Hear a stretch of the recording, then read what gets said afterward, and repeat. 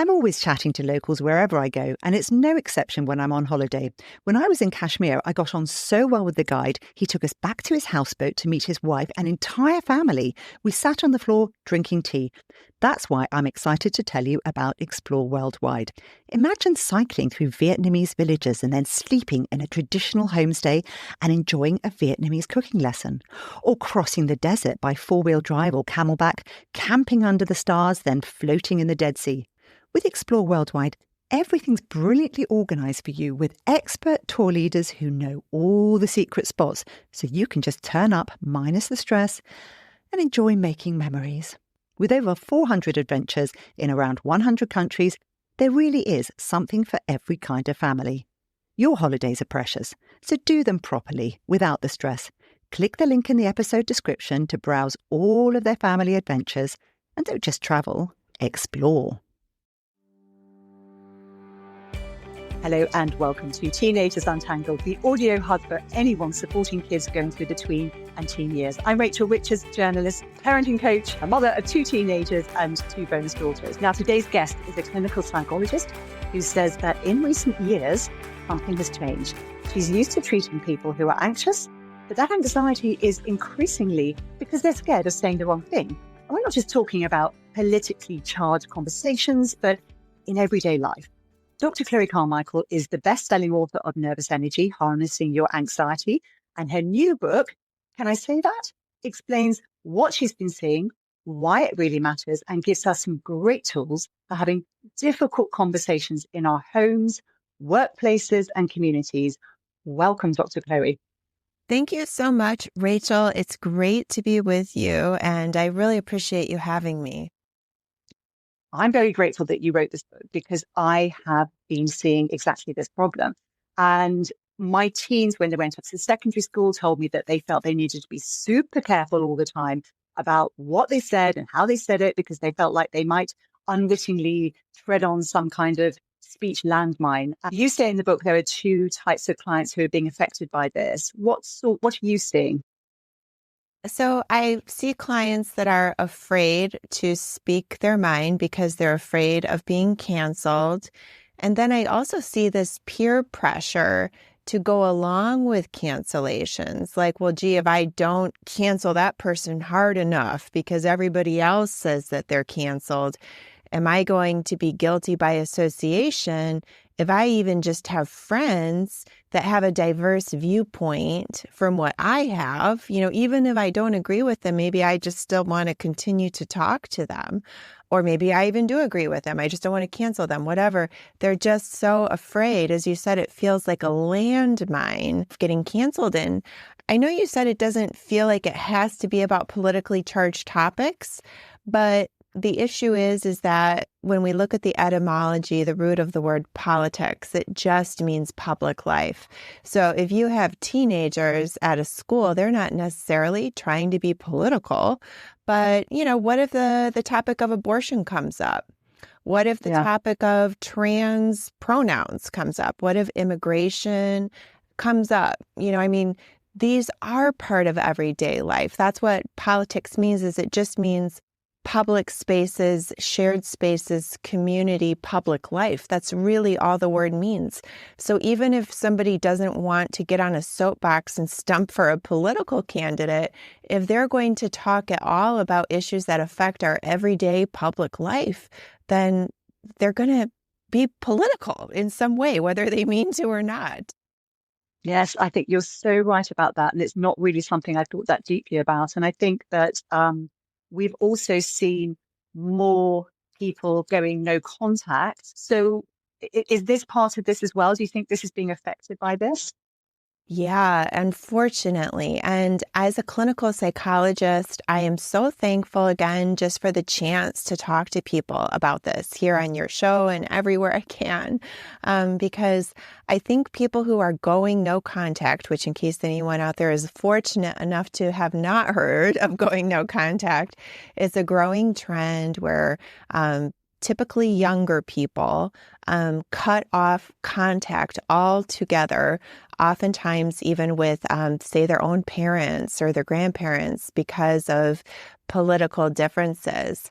And they tend to think that they are doing it for virtuous reasons or that it's going to be good for their mental health, that they're taking a brave and bold step by going no contact.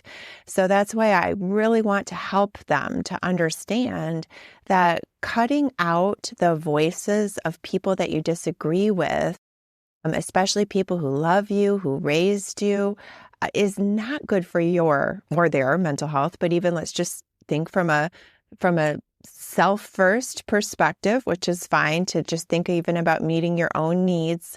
It's not going to be good for people's mental health to go no contact. I mean, unless the person literally locked you in a broom closet, beat you, Right.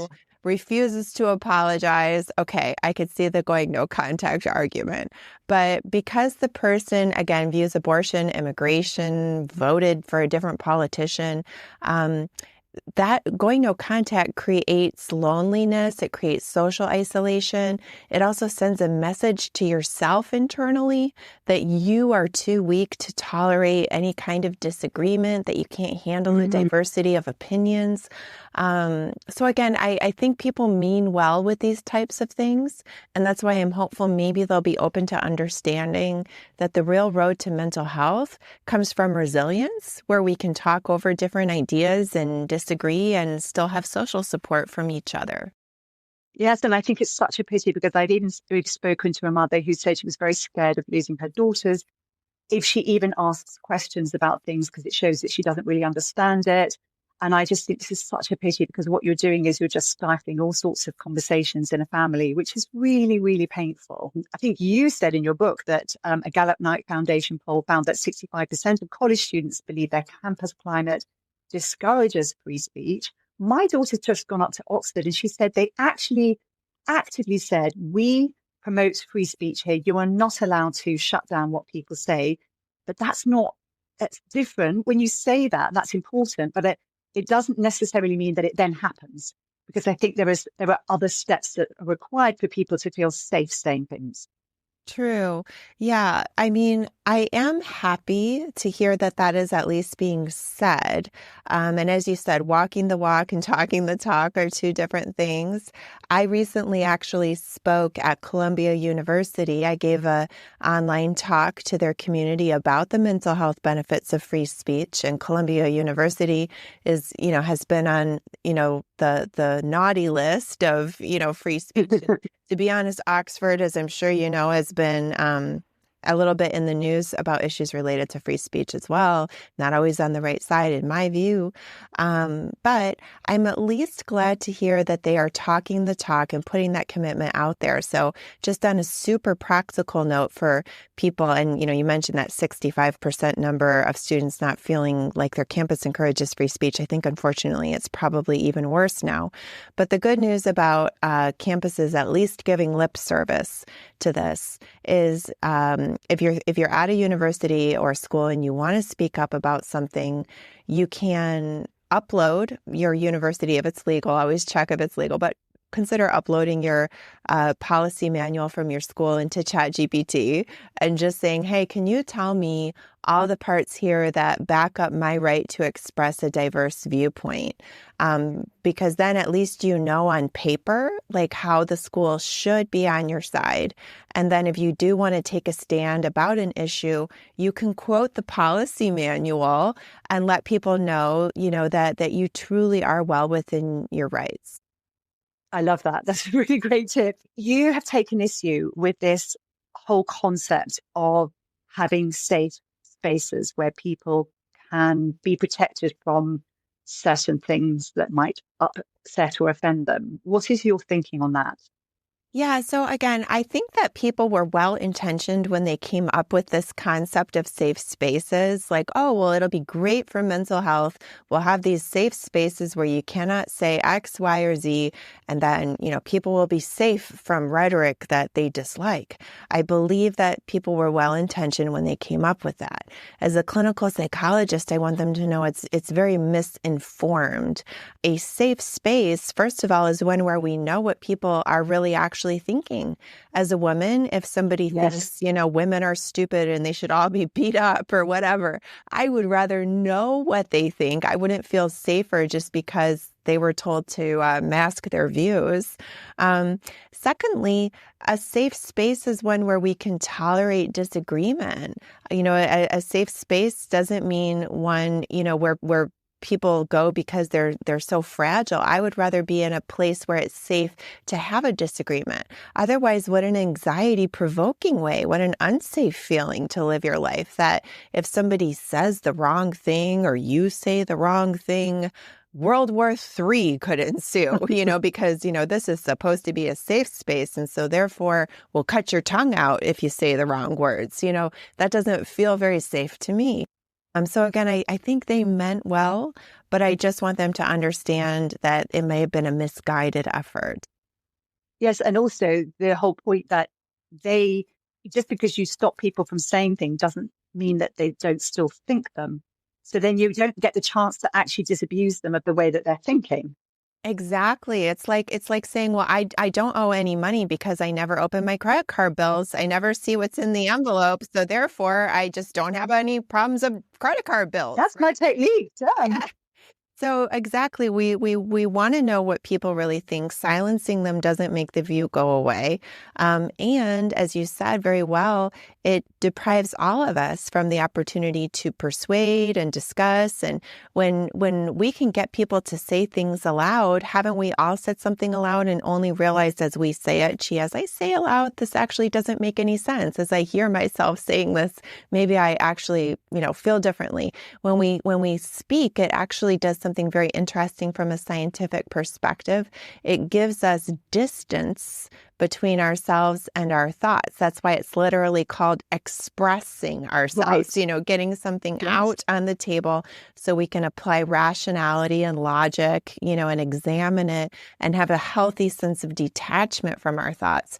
So I explain in the book even that, members of the Ku Klux Klan or jihadi recruiters, the way that those people most successfully have been disabused and broken free and renounced those ideologies is not by someone telling them, shut up, you're not allowed to talk about that, is by the opposite, is by people having dialogue with them. And those people realizing through cognitively stimulating, emotionally rich dialogue that the human mind, the wonderful, incredible human mind, is able to adapt and change. It's not by pushing things underground. That's where they actually fester. Stay with us. We'll be right back. Spending time as a family away from the stresses of life is so precious, but hanging out at a beach club for a week, well, it can be a bit same dynamics, different location. My daughter came home from Turkey saying she hadn't learned anything about Turkish culture or history or even met anyone new and interesting.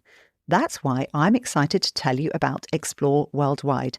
Everything's brilliantly organised for you with expert tour leaders who know all the secret spots so you can just turn up minus the stress and enjoy making memories. Imagine spotting sloths as you cruise along the waterways of Costa Rica, then flying through forest canopy on a zip wire, or falling asleep on a houseboat in the Okavango Delta surrounded by the night chorus of wild animals.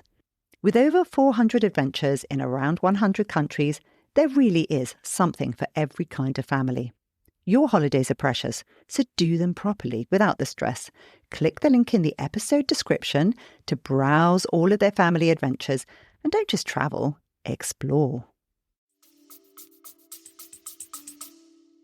So talking about talking, you go very well into the cognitive benefits of language, and that having a sort of wide vocabulary for what we're thinking and feeling is critically important for our own mental health. Can you talk a bit more about why it's so important to have a free range on language? Absolutely. Yeah, there's so many cognitive and emotional benefits, as you said, and having a wider vocabulary. So, for example, when I'm trying to teach clients how to emotionally regulate, one of the first things I want to do is actually increase their emotional vocabulary, because when we label our feelings, that's our amygdala, which is the fear center of the brain, calms down. So suppose that I have an irrational fear of some, demographic or group of people, and I never talk about it. My amygdala is just going crazy, like they're getting bigger and scarier in my mind, right? And my cortisol levels going up, because when we don't express ourselves, our cortisol level goes up. But if I talk about it, my amygdala starts to calm down, and I start to realize, wait a minute, what am I really so scared of here? Like, why is that? Why is that group so, frightening? And is there a practical reason? Let's talk about it. And then my cortisol levels start to go down. And then on a cognitive level, when we speak aloud, we actually increase our problem-solving skills. We begin to increase our powers of rationality, and we start to have social support. We start to activate our network. We do all of these things through language, which is why, for example, if I'm working with, say, violent offenders, I don't personally in my private practice work with violent offenders, but in my training, I've worked at hospitals and things like that. When psychologists are working with violent offenders or people with anger management problems, one of the first things we want to do is increase their ability to use their words when they're upset, so that they don't escalate to acting out passive aggression or possibly even violence. When people are struggling with interpersonal conflict or, even irrational negative thoughts, we want to empower them to use the gift of language, not stifle them and encourage repression, suppression, denial, all that kind of stuff. What I'd like to do is I'd like to actually think about the kinds of scenarios in homes where we have kids who might be exploring ideas that we really don't like. And I know that some parents find this very upsetting, and they'll instantly shut it down, just saying that's a terrible opinion. I don't agree. But that the kid probably will just walk away and think, well, you just don't understand. Which is true. Yes, right. Yes. I, just as an example, like suppose your teenager says to you, well, I think communism is the answer to all of our problems, right? You might say that's a terrible idea and I disagree. Your child could walk away, as you said, saying, well, you don't understand. And they'd be right. It doesn't mean that you don't understand communism, but they are correct that you don't understand why they think what they think, or how they got these ideas or anything else. So you're right on there, Rachel, that they would walk away thinking you don't understand, and they would walk away thinking you're not interested in what I have to say, and that you're driving them into the arms of the very ideology that you want to shine a light on for them, just for example. Right. So for a parent who's in this tricky situation, we need some tools. So where we want some healthy dialogue. Let's start with what happens when we don't say what we think, because there are different ways of doing that. So there's kind of being restrained, and then there's self-censorship. Can you explain the difference and why those differences really matter? Absolutely. So healthy self-restraint, there's a whole section in the book, Can I Say That? Why Free Speech Matters and How to Use It Fearlessly. There's a whole section on healthy self-restraint versus self-censorship. So, this book is not about saying everything that comes into your mind at all times and having no filter. So if your teenager puts on, a quote, ridiculous teenager outfit and says, hey, mom, don't I look cool? You don't need to say, you look like the town crier, or whatever. You can say, well, it's certainly your very unique style, and you certainly look, modern and kind of an edgy look, you've eye-catching, you can say all those things and hold back about anything insulting without, really worrying too much. But if we're getting into issues that are values, that are important issues of values, and we're masking or pretending, that's when we're getting into self-censorship. The root of the word censor goes back to the times of Romans. They would have these soldiers called censors that would ride about all the Roman territories and tell people what was allowed to be said, what was not allowed to be said, what values or opinions were allowed to be held and which were not. So if you get into the point where you feel like the Roman censor soldier is standing over your head, that's when you're in self-censorship territory. If you're just telling your mother-in-law that the soup tastes delicious, that's just healthy self-restraint, perhaps. I love that. I love that explanation, because that really brings it to life. And this question of our own values, maybe we discover our own values by having these conversations. As I've found that when I go to other countries, for example, that's when I realize, oh, I don't do this, or I do this. And it's by brushing up against other people that sometimes it becomes easier to understand. Is that something you use in your practice, or? Yeah, definitely. Sometimes it is through the contrast that we start to notice our own values. And you're absolutely right. Having a clear grip on our own values, we're more grounded in conversations. But it's also okay to be clear and have a grip and be grounded in the fact that you're not sure about something. That's okay I like too, that. being able to grapple. But, to keep on with this wonderful practical example that you brought up of, what if your teenager comes to you and voices an opinion, viewpoint that, you frankly find jarring, disturbing, and horrifying, but you don't want to send them away just correctly assuming that you don't understand and with the idea that you don't want to understand how they got this idea in their head. I think you can be transparent about the fact that you disagree, okay, because your teenager probably knows it already. That's part of the reason why they're bringing it up in the first place on some level, probably, because that is part of that healthy individuation process of teenagers where they want to establish their own identity, and that's okay. But I think it's important to not really have the dialogue center on the fact that you disagree. You can just, depending on the nature of the relationship, you can just say like, well, Susie, I'm sure it's no surprise to you that I, don't see it that way, but I would love to learn more about you and why and how you see it this way. Tell me tell me what are the top 5 reasons to be communist, in your view, and where did you hear about this? And when you first heard about it, were you taken aback? Did you go through a process, or did this just immediately appeal to you? Just almost, Rachel, I believe you're a former BBC journalist, right? So you have really great, strong interview skills. And so maybe we could all pretend we're Rachel Richards for a moment, and just kind of interviewing somebody as opposed to, trying to change their mind right away. I sometimes think of like holding sand. You know how the tighter you hold it, the more it's going to slip away. The more that we argue sometimes with a teenager or anybody, the more that they feel compelled to defend and harden their position, the more they feel they would lose face if they capitulated. So avoiding to turn it into a, debate at Oxford type feeling, and more into just a question of how much can I learn about why my teenager thinks this, how they came to feel this way. Just turning it into a learning expedition, while also you can be, more as a side background fact that you don't see it that way, but that's not the point of the conversation. I love that. And you do actually talk about that in your book, about this kind of the value of reflective listening, that listening to them and actually not saying, my job is to change their mind, my job is to understand.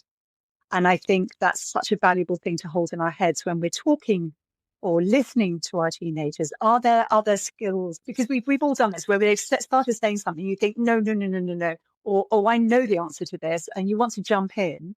Are there ways that we can marshal techniques or things that will help us in those moments to be better at listening? Definitely. And you actually mentioned an important one there that I want to just unpack for a second, and then I'll add in a couple more. But you mentioned reflective listening, which is so important. So if you do, ask your teenager those questions I mentioned, and they hopefully give you some kind of a response, you can, depending on your teenager, you can either just simply reflect it back and just say, so you're saying X, Y, and Z because A, B, and C. Just simply reflecting and repeating it back lets them know that you're hearing them, that you're respecting them. And sometimes even hearing their own thoughts, said aloud will stimulate them to elaborate more. And if you have maybe a little bit more of a persnickety teenager that's like, why aren't you just repeating what I say? You can say, well, you know what? I just really want to make sure I heard you correctly. So I'm just going to repeat it back to you just to make sure I truly heard you.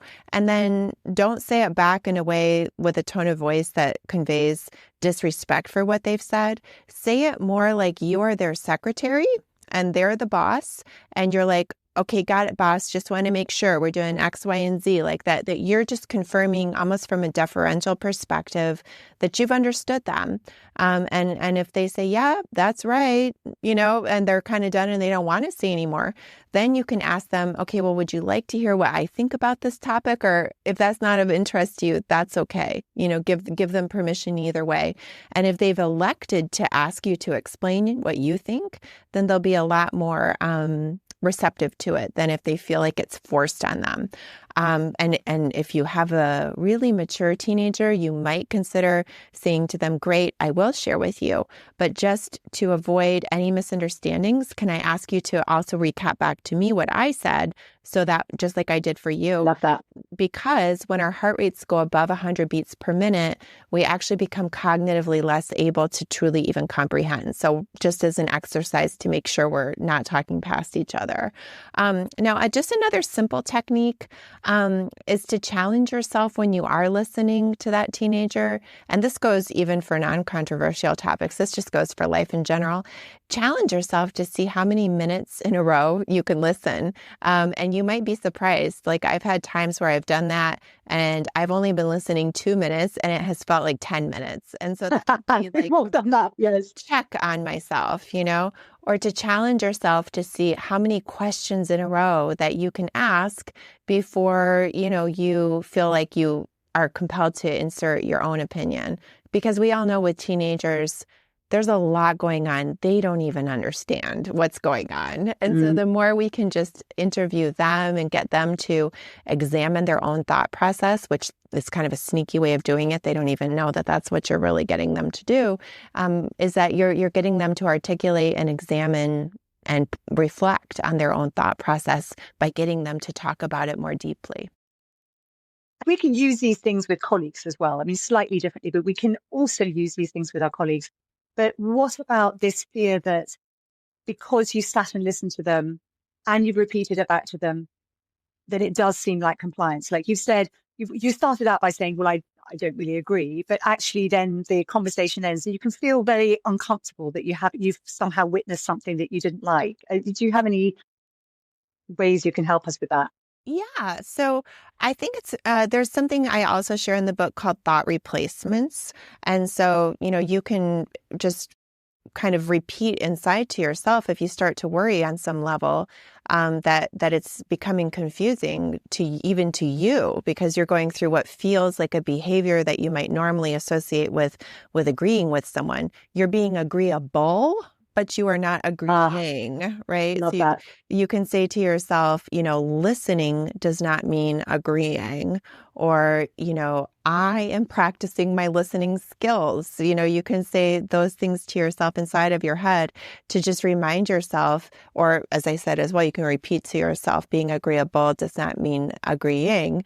And, you can just periodically even say something like, well, that's very interesting. Again, it's interesting to hear your perspective, because what you're doing then is you're subtly cueing the person that this is not your perspective. Right. So but you're continuing to hear their perspective. Yes. And I saw there was a quote in your book which said that research participants who were listened to carefully showed activation in the ventral stratum, which is the key part of the brain's reward system. And it's like enjoying a cocktail or winning at gambling, which I think is amazing because you're actually able to give them this high, this, pleasure from actually being listened to, which is an easy win as a parent. It is so true. It is so true. And thank you for highlighting that part of the book. I think the next line, is something, again to the effect of saying it's almost like you're giving them a good drug, and that good drug is you, right? So Yes, yes. yeah, they'll want more of that, right? People pay a lot of money coming to therapists just to be listened to. Now, I think good therapy does more, obviously than just listening and validating. But before a good therapist can even attempt to make a real intervention on somebody, they first have to truly understand. Like, even if I'm listening to, say, a client that is seeing little green men, the first thing I'm not going to do is to say the little green men aren't there. You're wrong. I'm not going to say that. I'm going to say, okay, well, so tell me, when did they first appear? What did they say to you? Do they tend to come out at certain times more than others? What are they like? What are their attitudes like? This doesn't mean I agree that the little green men are there, but I'm going to learn as much as I can about what this delusion represents. And that will not only allow me to know the client better, it will empower me to choose the most effective way when the time is right to start trying to dismantle that delusion. But I don't hit them over the head with it just first thing, right? So, yeah, and all the while of listening and building rapport, yes, you're also activating the feel-good part of their brain. They're going to start to associate you as being somebody that it literally feels good to talk to. And what parent doesn't want to establish that dynamic, right, with their child? Yeah, yeah, yeah. And if you have other members of the family coming for Christmas, for example, and you know that Uncle George has a deeply offensive opinion from everybody else, how would you lay the stage to make sure that it's a happy dinner? And I mean, do you just say, right, let's not talk about any of this stuff at all, or do we find ways that we can navigate this? I think every family is different. So I try to refrain from, extreme black and white rules. But, I, again, feel more dialogue, not less, is usually helpful. So, you could, for example, say, look, when we're actually at the Christmas dinner table, we're going to, just avoid. Again, I don't like the idea of saying we're going to avoid talking about any quote hard, isn't it? Yes. Yeah, because it really doesn't feel practical because everything has on some level to do with politics. We're talking about social values, like I said, abortion, immigration, violent crime statistics, trans issues. Male issues with men. I mean, education, like everything on some level comes down to politics. So I would avoid telling anybody what they cannot talk about. But if you do want to steer the conversation yourself, what you could do with Uncle George, so to speak, the proverbial Uncle George, is do a little homework, come up with 5 or 6 topics that he loves to talk about. So, maybe he's into fishing, maybe he met somebody new, whatever, he's taking a trip somewhere special next year. Come up with 5 or 6 good topics that he loves to talk about, and then deliberately ask and raise those topics up frequently so that you're not saying, don't think about pink elephants, which only causes a person to think about pink elephants. You're just trying to tantalize him into other topics. Love that. Love it. And for my daughter, for example, the one who's gone up to Oxford, if she's in a situation where she just doesn't know, there are a lot of very strong opinions there, as you can imagine. If she's in any given situation, how would you advise her to navigate um, a social situation where she just doesn't know whether there are going to be very strong opinions there that she might trip up on? Are there any tips you can give for a teenager going up to university? Yeah, I mean, I think, again, it's helpful to understand, and this is a big life lesson for every teenager and for every adult too, which is that everybody doesn't have to like you, you know? So, I like that. you Yes. know, if, you know, she's standing around with a group of, you know, girls and, you know, a few of the girls are saying an opinion as if it's a complete and total fact, she has a few choices. Like if it's one that she really disagrees with, she can either say like, well, you know what? I see it differently, you know, happy to unpack it if you all want to or not, you know, and knowing that they might choose to not hang out with her. But then she can ask herself, well, do I really want to hang out anyway with people that can't tolerate a diversity of opinions, right? So she can also frame it that way. She can say, well, you know, I like a diversity of opinions, you know, so I see the issue a few ways. We can talk about it more than one way. Or she can try to just focus on scanning the group to see if other people, you know, view it differently, maybe, you know, just keep a neutral face. But what I would really not suggest is to smile and laugh at jokes that indicate that, you know, you agree with the target of, you know, the joke, the mean-spiritedness of the joke, when you really don't.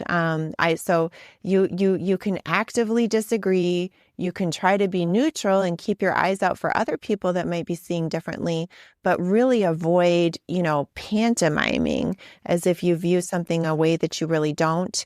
And I would also encourage that if for whatever reason in a classroom setting, whatever, she just feels she cannot speak up because it's going to hurt her grade or whatever, I would encourage her that she really should at least journal privately, talk to you or friends or whomever privately about what she really thinks. Because when we pretend to have certain viewpoints that we really don't, believe it or not, we can actually trick our own brain. It's called repression, and then it goes into suppression, and it goes into denial, where we don't even fully understand ourselves. And that's why we've all had the situation where somebody says, "Are you mad? You're acting really upset." And we're like, "I'm fine." And deep down, we know we're not fine, but we don't even honestly know what's bothering us. And it's because we pushed it down so far that we have to like literally stop and pull it out of ourselves to figure out like, what did I push down? And so for her to, or any university student that is in a situation where they do feel like they have to repress and suppress a lot, make sure you unpack it, whether through friends or on paper or whatever. Because that's what abusers like to do, is they like to get the victim isolated. And that's why when victims are coming out of an abusive situation, they want to tell the stories over and over again of what happened, because they're processing something that they had previously pushed down to the point where they normalized it. And so we just don't want that to happen, you know, with our own viewpoints and our own values. So even if she can't talk about it right then and there, you know, make a note and talk about it later is what I would suggest. I love that. I think journaling is very powerful, and unpacking ideas. And like you said, just actually having words for the things you've been seeing and you've been feeling. And then in the workplace, I mean, one of the things I have said to my kids is if you don't really know where you're at, one of the best things is just asking questions, because it's quite defensive. In a way, you're showing an interest in them. So people very often, if they've got strong opinions, will like to talk anyway. But it just means that you have an opportunity to unpick what they're saying, rather than having, I think there's so much pressure on social media and the world that our kids are growing up in to have an opinion that sometimes they don't even quite know yet. And then they think, oh, I've got to pick. So I do think the asking the questions can be so helpful in easing them through a situation. What are your thoughts on that? Absolutely. Yeah. I mean, it's really the mark of a scholar as somebody who can say, I don't know, right? Like it's yeah, exactly. Yeah, the most erudite professors are, you know, or any like even extreme expert is very clear about what is their expertise and what is outside of their scope of expertise. So I do think it's important to almost glamorize for them the ability to say, I don't know, you know, because that really is a special skill to be able to say, I don't think I know enough to have an opinion about that yet, but I would love to learn more. Tell me more about your opinion and why you think that way. If you're feeling pressured, to express an opinion and go with the herd, people always love to share their own opinions. So inviting them to share kind of takes the pressure off you, but also, allows you to be more and more comfortable with the fact that we don't have to have an opinion about everything. I love that. Glamorizing not knowing. Love that point. Are there any other things, tips, or bits of information you'd like to share with us? Yeah, thank you. I was actually thinking about, this issue of making sure she does find a place to talk. I'm actually starting free online groups for people that want to just talk about the issues of Amazing. Mental health benefits of free speech, as well as all of the techniques in the book. The book has techniques for speaking up, as well as for listening when we're, hearing people say stuff that is, a little jarring, learning how to listen. People can come to freespeechtoday.com, and at freespeechtoday.com, they can order the book, they can connect with me on social media, and they can indicate if they want to potentially just for free join in, because I'm very interested in this topic myself. I went through my own free speech journey that I share in the book.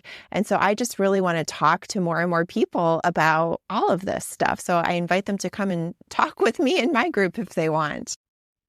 I love that. I think this, I brought you on because I feel passionately about this topic. And I think that for all of us, we're all better off if people are able to say what they think, because if we don't agree with it, at least we have the chance to disagree openly. And that's got to be a good thing, right? Yeah, Rachel, that's right. Thank you. Yeah. Dr. Chloe, thank you so much for joining us. It's been an absolute pleasure. If you found this useful, do it now. Send this to anybody that might find it useful themselves, whether it's another parent, whether it's someone in your workplace, one of your kids. Just let's spread this message about having the opportunity to say what we genuinely think and having open discussions about things. You can find my Substack on teenagersuntangled.substack.com. You can find my website at www.teenagersuntangled.com, and email me your questions or any other things that you'd like to say at teenagersuntangled@gmail.com. That's it for now. Big hug from me. Thank you, Dr. Chloe. Have a great week. Rachel. Bye-bye. You too. Bye.